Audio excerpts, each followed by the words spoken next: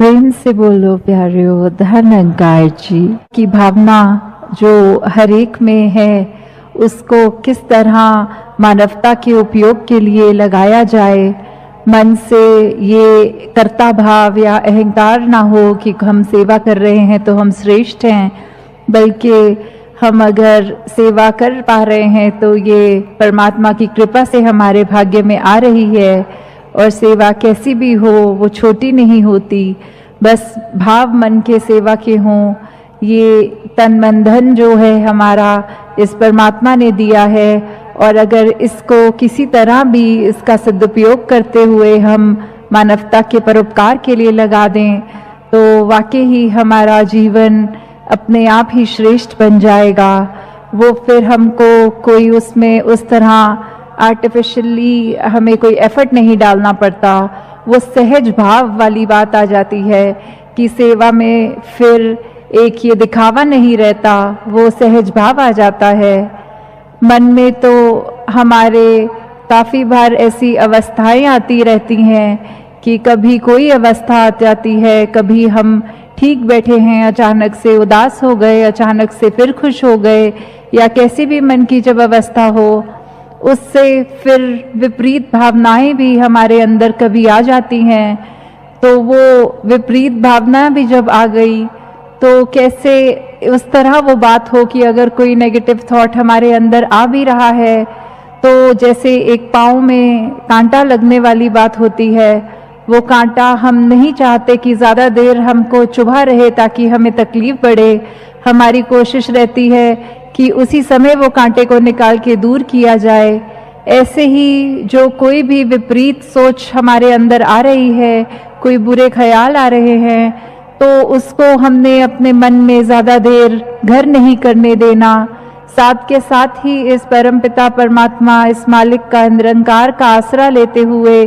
कि ये ख्याल भी जहाँ आ रहे हैं खुद को भी परेशानी दे रहे हैं, और जिसके लिए ये ख्याल आ रहे हैं वो अगर ख्याल कर्म में तब्दील हो जाएं तो उसको भी आगे नुकसान होगा।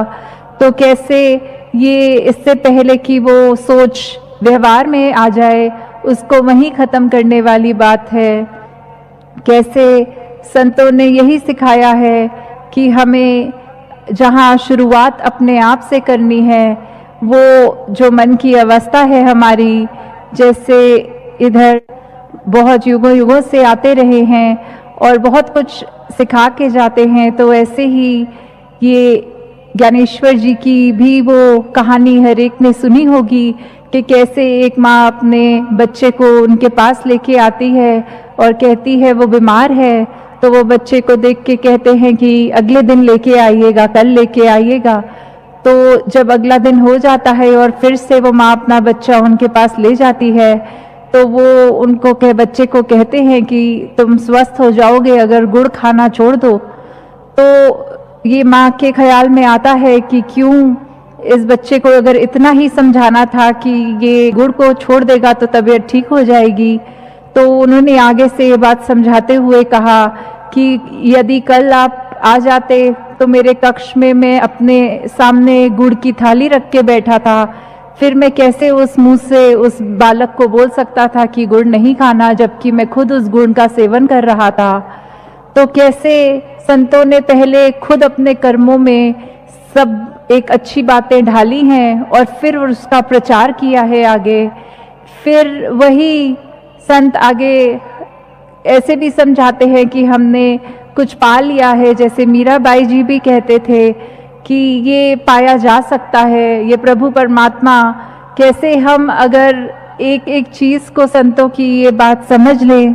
तो हमारे जीवन में वाकई ही फिर ये जो हालात जो भी हों ये उथल पुथल नहीं होती। एक ये शांति का एहसास, ये कामनेस, ये पीस वाली बात है।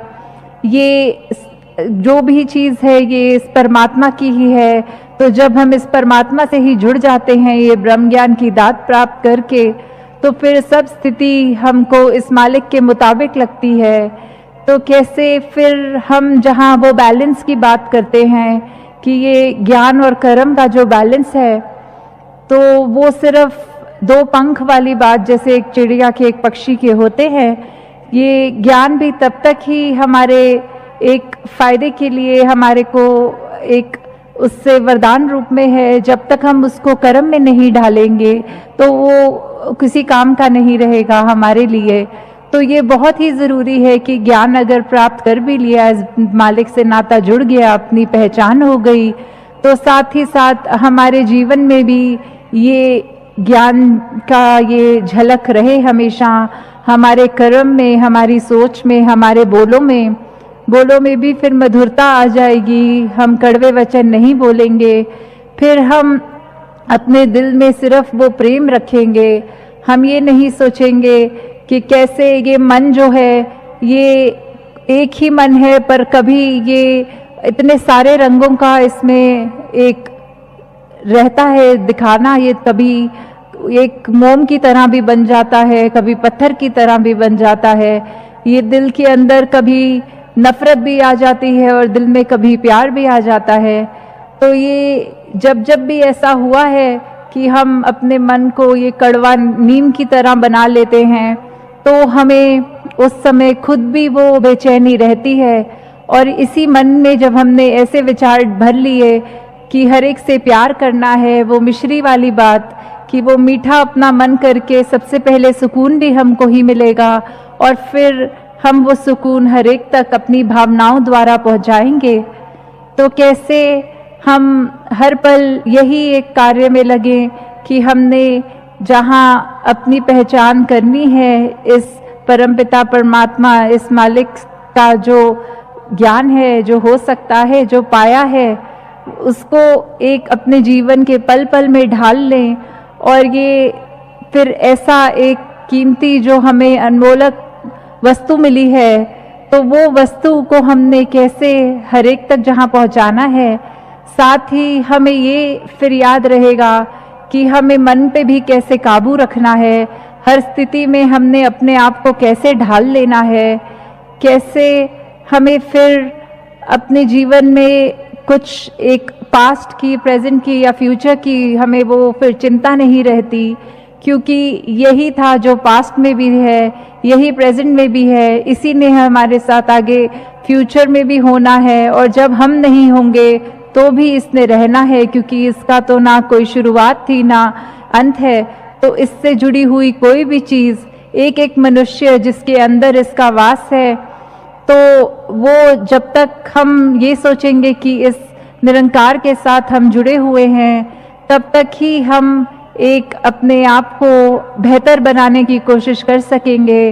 कैसे फिर हम ये दिमाग से निकाल पाएंगे कि जो बीत गया उसकी चिंता तो हमने नहीं करनी, जो इस समय हाथ में है उसको बेहतर कैसे बना सकते हैं और आगे एक कैसे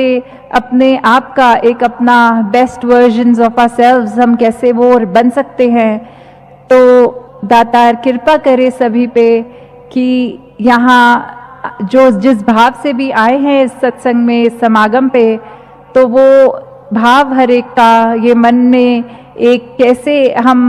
अपने लिए भी ये खुद पहले तो इंसान कहलाने लायक बन जाएं। चाहे ये शरीर हमारा इंसान का है, पर हमारे ये व्यवहार क्या इंसानों वाला बन गया है? क्या हम हर एक से